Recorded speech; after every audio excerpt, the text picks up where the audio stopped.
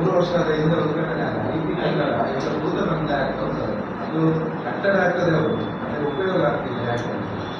ಈಗ ಎಲ್ಲದಕ್ಕೂ ಒಂದು ಕಾನೂನಿದೆ.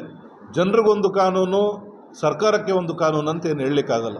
ಈಗ ನೀವು ನಿಮ್ಮ ಮನೆ ಕಟ್ಟಬೇಕು ಅಂತ ಹೇಳಿದ್ರೆ ಫಸ್ಟು ಲ್ಯಾಂಡ್ ಪರ್ಚೇಸ್ ಮಾಡಬೇಕು, ಸರ್ಕಾರದ ಎಲ್ಲ ಪರ್ಮಿಷನ್ ತಗೋಬೇಕು, ವಿನ್ಯಾಸ ನಕ್ಷೆ ಆಗಬೇಕು, 9/11 ಆಗಬೇಕು, ಎಲ್ಲ ಆದಮೇಲೆ ನೀವು ಕಟ್ಟಡ ಪ್ರಾರಂಭ ಮಾಡೋದು. ಇಲ್ಲಿ ಏನೂ ಡಾಕ್ಯುಮೆಂಟೇಷನ್ ಮಾಡದೆ, ಯಾವುದೇ ಪರ್ಮಿಷನ್ ತಗೊಳ್ಳದೆ, ಏಕಾಏಕಿ ಇನ್ನು ಫೇಸ್ 2ಗೆ ಈಗ ನಾವು ಹೇಳ್ಬೋದು, ನಮ್ಮ ಕಾಂಟ್ರಾಕ್ಟ್ರಿಗೆ ಹೇಳಿ ಕೋರ್ಟ್ನ ಫೇಸ್ 2 ಇವಾಗಲೇ ಕಟ್ಬಿಡಿ, ಜನರ ಒತ್ತಡ ಇದೆ ಅಂತ ಹೇಳ್ಬೋದು. ಎಲ್ಲದಕ್ಕೊಂದು ಕಾನೂನು ಅಂತ ಇರುತ್ತೆ. ಆ ಕಾನೂನು ಅಡಿಯಲ್ಲಿ ನಾವೆಲ್ಲ ಬರ್ತೇವೆ, ಸರ್ಕಾರ ಕೂಡ ಆ ಕಾನೂನು ಅಡಿಯಲ್ಲೇ ಬರಬೇಕು.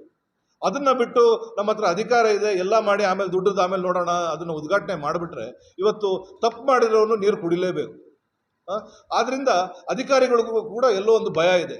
ಇಲ್ಲಿ ಕಡತಗಳಲ್ಲಿ ಲೋಪ ಆಗಿದೆ, ತಾಂತ್ರಿಕವಾಗಿ ಇದರಲ್ಲಿ ಲೋಪ ಮಾಡಿದ್ದಾರೆ. ನಾವೇನಾದರೂ ಇದನ್ನು ಸರಿ ಮಾಡಲಿಕ್ಕೆ ಹೋದರೆ ನಾವು ಲೋಕಾಯುಕ್ತ ಜೈಲಿಗೆ ಹೋಗಿ ಜೈಲೂಟ ತಿನ್ನಬೇಕು ಅನ್ನೋ ಒಂದು ಭಯ ಅಧಿಕಾರಿಗಳಲ್ಲೂ ಕೂಡ ಇದೆ. ಇವತ್ತು ನಮ್ಮ ಯಾವ ಆಕ್ಷೇಪ ಕೂಡ ಇಲ್ಲ.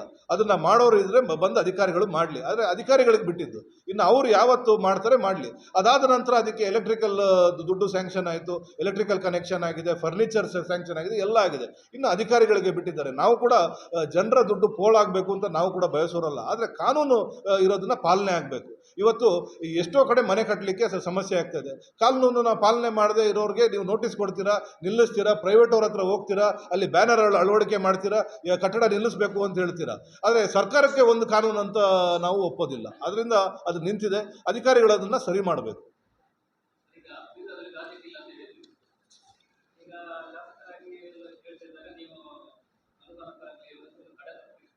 ಅನುದಾನಕ್ಕೆ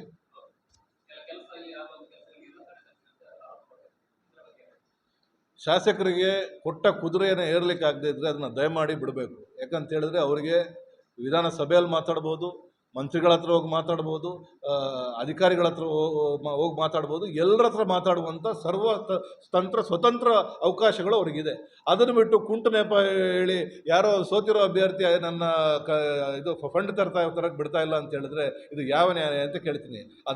ಅದಲ್ಲದೆ ಶಾಸಕರಿಗೆ ಇವತ್ತು 25 ಕೋಟಿ ರೂಪಾಯಿಯ ಅನುದಾನವನ್ನು ಅವರ ವೈಯಕ್ತಿಕ ನಿಧಿಗೆ ಕೊಟ್ಟಿದ್ದಾರೆ.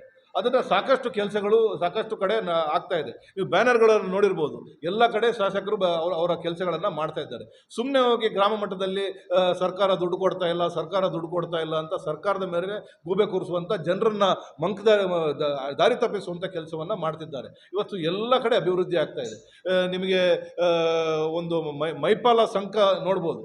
ಈ ರಾಜ್ಯದಲ್ಲೇ ಈ ಜಿಲ್ಲೆಯಲ್ಲಿ ಆಗ್ತಿರುವಂಥ ಒಂದು ಮಾದರಿ ಪ್ರಾಜೆಕ್ಟ್ ಅಂತ ನಾವು ಹೇಳ್ಬೋದು. ನಮ್ಮ ಜಕ್ರಿಬೆಟ್ಟುನಲ್ಲಿ ಒಂದು ಪ್ರಾಜೆಕ್ಟು, ಉಳ್ಳಾಲ ಅರೆಕಳದಲ್ಲಿ ಒಂದು ಪ್ರಾಜೆಕ್ಟು, ನಮ್ಮ ಬೆಳ್ತಂಗಡಿಯ ಮೈಪಾಲದಲ್ಲಿ ಒಂದು ಪ್ರಾಜೆಕ್ಟು, ಮುಗೇರಡ್ಕ ಅಲ್ಲ ಮೈಪಾಲ ಸಂಘ. ಈ 3 ಇರಿಗೇಷನ್ ಕಮ್ ಟ್ರಾನ್ಸ್ಪೋರ್ಟ್ಗೆ ಮಾಡಿರುವಂಥ ಸಂಘ.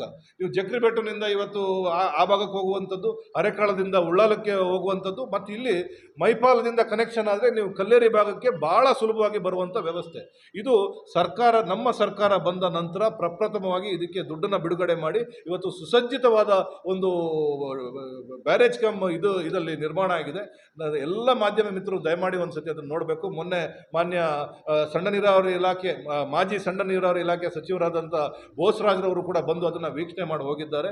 ಇದೇ ರೀತಿ ಒಂದು ಸಂಘ ಉಡುಪಿಯಲ್ಲೂ ಕೂಡ ಆಗ್ತಾಯಿದೆ. ಎಲ್ಲವನ್ನ ಮಾನ್ಯ ಮುಖ್ಯಮಂತ್ರಿಯವರೇ ಬಂದು ಉದ್ಘಾಟನೆ ಮುಂದಿನ ದಿನಗಳಲ್ಲಿ ಮಾಡಲಿಕ್ಕಿದ್ದಾರೆ. ಇವತ್ತು ನಾವು ಅದನ್ನು ಆ ಒಂದು ಪ್ರಾಜೆಕ್ಟ್ ಆದ ನಂತರ ಅಲ್ಲಿಯ ರೈತರ ಹತ್ರ ನೀವು ಕೇಳಿ, ಎಲ್ಲ ಕಡೆ ನೀರಿನ ಅಭಾವ ಇತ್ತು, ಬೋರ್ವೆಲ್ಲಲ್ಲಿ ನೀರು ಕಮ್ಮಿ ಆಗ್ತಾ ಇತ್ತು, ಬಾವಿಗಳಲ್ಲಿ ನೀರು ಕಮ್ಮಿ ಆಗ್ತಾ ಇತ್ತು. ಈ ಇರಿಗೇಷನ್ ಪ್ರಾಜೆಕ್ಟಿಂದ ಎಲ್ಲ ಬಾವಿಗಳು ತುಂಬುವಂಥ ಕೆಲಸ, ಬೋರ್ವೆಲ್ಲಲ್ಲಿ ಗ್ರೌಂಡ್ ವಾಟರ್ ಮಟ್ಟ ಮೇಲೆ ಬರುವಂಥ ಒಂದು ದೊಡ್ಡ ಕೆಲಸ ಅದರಿಂದ ಆಗಿದೆ. ಆದ್ದರಿಂದ ಸಾಕಷ್ಟು ಡೆವಲಪ್ಮೆಂಟ್ಗಳು ಬೆಳ್ತಂಗಡಿಯಲ್ಲಿ ಆಗ್ತಾ ಇದೆ. ಅದಕ್ಕೆ ಎಲ್ಲರ ಸಹಕಾರ ಬೇಕು. ಜನಪ್ರತಿನಿಧಿಗಳ ಸಹಕಾರ, ಜನರ ಸಹಕಾರ, ಮಾಧ್ಯಮದವರ, ಅಧಿಕಾರಿಗಳ ಸಹಕಾರ ಬೇಕು ಅಂತ ನಾನು ಕೇಳಲಿಕ್ಕೆ ಇಷ್ಟಪಡ್ತೀನಿ. ನಂತರ ಖಂಡಿತವಾಗ್ಲೂ ಉಪ್ಪಿನಂಗಡಿ ರಸ್ತೆ ಪ್ರಾರಂಭ ಆಗುತ್ತೆ. ಅದಕ್ಕೆ ಕಾಮಗಾರಿ ಪ್ರಾರಂಭ ಆಗುತ್ತೆ. ಸತೀಶ್ ಜಾರಕಿಹೊಳಿ ಅವರು ಸ್ವತಃ ಬಂದು ಅದನ್ನು ನೋಡಿದ್ದಾರೆ. ಅದು ಕೂಡ ಪ್ರಾರಂಭ ಆಗುತ್ತೆ.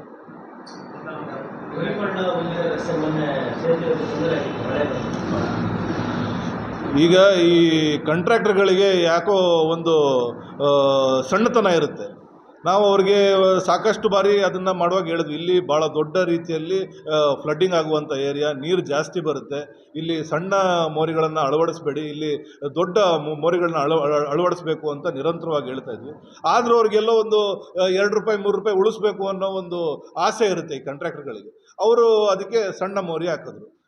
ನಮ್ಮ ಪ್ರವೀಣ್ ಫರ್ನಾಂಡಿಸ್ ರವರು ಮತ್ತು ಗುರೂರವರು ಸಾಕಷ್ಟು ಬಾರಿ ಹೇಳಿದ್ರು, ಆದರೂ ಕೂಡ ಆ ಹಳೆ ಮೋರಿಗಳು ಕೊಚ್ಕೊಂಡು ಹೋಯ್ತು.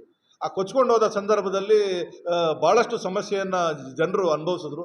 ನಿನ್ನೆ ನಾನು ಕೂಡ ಅವರಿಗೆ ಮಾತಾಡಿದೆ. ಪ್ರವೀಣ್ ಫರ್ನಾಂಡಿಸ್ ರವರು ಮತ್ತು ನಮ್ಮ ಗುರುರಾಜ್ ಗುರಿಪಳ್ಳ, ನಮ್ಮ ನಡ್ವಾಲ್ ದೇವಸ್ಥಾನದ ಅಧ್ಯಕ್ಷರು, ಬೆಳಿಗ್ಗೆಯಿಂದ ನಿಂತು ಮತ್ತೆ ಆ ಪೈಪ್ ಬಂದು ಅಲ್ಲಿ ಅಳವಡಿಸಿ ಅದನ್ನು ಸಂಪೂರ್ಣವಾಗಿ ತಾತ್ಕಾಲಿಕವಾಗಿ ಅದನ್ನು ಜನರಿಗೆ ಓಡಾಡುವಂಥ ವ್ಯವಸ್ಥೆಯನ್ನು ಕೊಟ್ಟಿದ್ದಾರೆ. ಕಾಂಟ್ರಾಕ್ಟರ್ ವಾದ ಇನ್ನು 15-20 ದಿವಸದಲ್ಲಿ ನಾವು ಇನ್ನೊಂದು ಪಿಲ್ಲರ್ನು ಎರೆಕ್ಟ್ ಮಾಡಿ ನಿಮಗೆ ಬ್ರಿಡ್ಜ್ನೇ ಮಾಡಿಕೊಡ್ತೀವಿ ಅಂತ ಒಂದು ವಾದ ಮಾಡ್ತಿದ್ರು. ಆದರೆ ಇವರ ಒಂದು ಶತಪ್ರಯತ್ನದಿಂದ ನಾವು ಅಭಿವೃದ್ಧಿಯ ಪರ. ಎಲ್ಲೇ ಬೆಳ್ತಂಗಡಿಯಲ್ಲಿ ಸಮಸ್ಯೆಗಳಿದ್ದರೆ ಬ್ರಿಡ್ಜ್ಗಳ ಅವಶ್ಯಕತೆ, ಕಾಲ್ ಸಂಘಗಳ ಅವಶ್ಯಕತೆ, ತಡೆಗೋಡೆಗಳ ಅವಶ್ಯಕತೆ ಎಲ್ಲಾದರೂ ಇದ್ದರೆ ಅಧಿಕಾರದಲ್ಲಿದ್ದರೂ ಇಲ್ಲದೇ ಇದ್ದರೂ ಕೂಡ ನಮ್ಮ ಪ್ರಯತ್ನವನ್ನು ಖಂಡಿತವಾಗ್ಲೂ ಮಾಡ್ತೇವೆ.